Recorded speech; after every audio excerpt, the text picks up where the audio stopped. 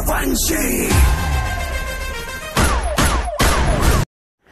Hi friends, स्वागत है आप सबका फिर से एक बार आपके अपने यूट्यूब चैनल बॉलीवुड वर्सेस मी में। आज हम जो बातें करने वाले हैं थोड़ा विस्तार में बात करेंगे और जो एपिसोड है वो थोड़ा सा लंबा हो सकता है, तो ध्यान से सुनना, ठीक है? ध्यान से देखो। अभी हर तरफ यही चर्चा है कि भैया सूर्यवंशी का क्या होगा। अच्छा, चकलांडुओं में बड़ी खुशी है कि सूर्यवंशी इस तरीके से पोस्टपोन्ड हो रही है ड्यू टू कोरोना वायरस।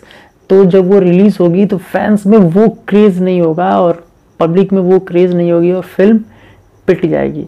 तो मैं ज़रा चकलांडुओं को 2-3 लफ्ज़ ज़रा प्यार से समझा देना चाहता हूँ कि पहली बात तो ये कि कोई भी बड़े स्टार जो होते हैं, superstar like Akshay Kumar type, उनकी फिल्में फ्लॉप नहीं होती। इतना ऑलरेडी वो कमा चुकी होती है। और सूर्यवंशी ऑलरेडी 50 करोड़ के प्रॉफिट में है, लगभग एग्जैक्ट डेटा नहीं है, फिर भी 50 करोड़ प्लस में है। कैसे? Digital right, music rights, music rights, ये सारी चीज़ों को सैटेलाइट राइट्स वगैरह बेचकर इतने प्रॉफिट में ऑलरेडी चल रही है। अब बात करते हैं रिलीज़ की। तो रिलीज़ भी होगी फिल्म और फिल्म सुपर डुपर हिट भी होगी।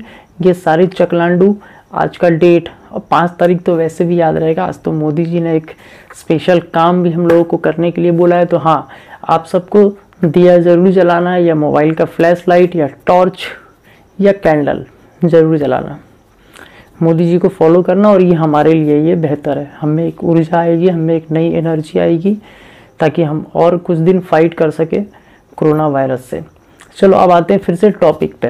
तो टॉपिक है हमारा सूर्यवंशी, ठीक है? अब बात करते हैं। तो देखो, फिल्म जो है, जब भी ये सारी चीज़ें ख़त्म होगी, अब मैं आपको एक बहुत ही परफेक्ट काम का बात बताता हूँ। 14 तारीख को रात में लॉकडाउन ख़त्म होगा, पर उसके कानून जो नियम लगे वो ख़त्म नहीं होंगे। मतलब ये जो धारा 144 लगेगा, उसके बाद फिर से लगेगा कि कहीं पे भी 5 लोगों से ज़्यादा इकट्ठा नहीं हो सकते। मतलब क्या हुआ? शॉपिंग मॉल्स बंद, सिनेमा हॉल बंद, जिन जिन जगहों पे भीड़ भाड़ वाला एरिया होता है बंद। चलो ठीक है, रेलवे खुल जाएगा, तो रेलवे से फिल्म का क्या लेना देना, फिल्म इंडस्ट्री वालों का क्या लेना देना। चलो, इंडिया के सिनेमा हॉल मई तक रेडी भी हो गए, ओपन हो गए, स्टार्ट हो गए, लेकिन ओवरसीज़ का क्या, अमेरिका का क्या?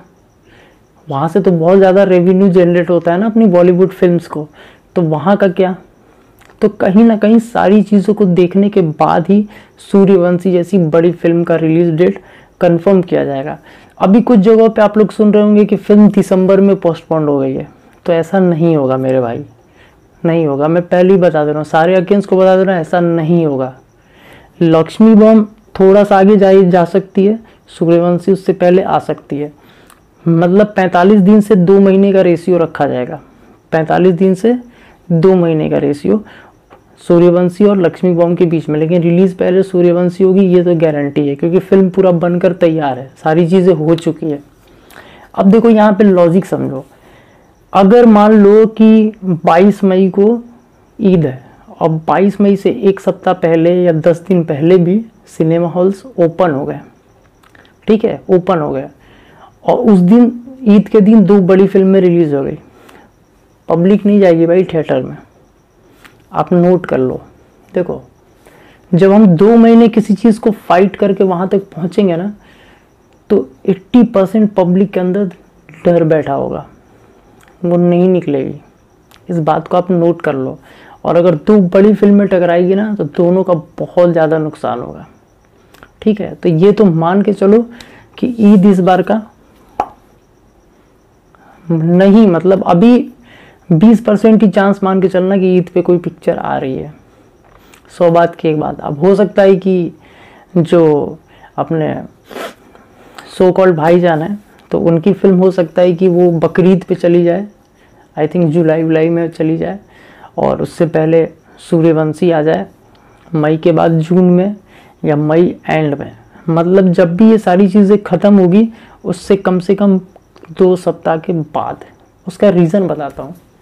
देखो, मान लो सारी चीज़ें ख़त्म की गई और सडनली पेशेंट्स बढ़ गए, भगवान ना करे कि ऐसा हो, मुंह से निकला हुआ गलती सलती माफ़ करे भगवान, भगवान न करे ऐसा हो।